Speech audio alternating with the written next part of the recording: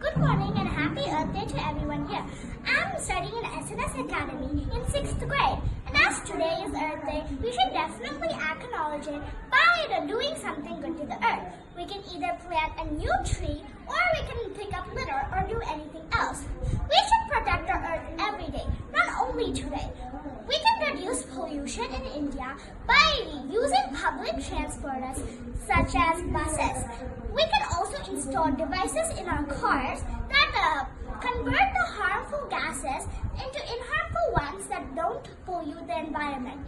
Did you know we can reduce 90% of our wastage every day by following the 3 R's: reduce, reuse, and recycle? We can also produce compost, which is a natural manure made from the peels of vegetables. All you have to do to make it is have a bin and some vegetable scraps to make it. You have to put your waste vegetables in it and then you can leave it to decompose for a few days. We should also protect our animals. Our animals are an important part of our environment. To ensure all of this in India has established an organization called Swachh Bharat.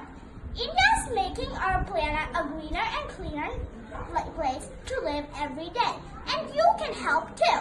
You can just perform a simple act like picking up waste and planting new trees. You can, when you get older, you can also join an NGO, a non-governmental organization.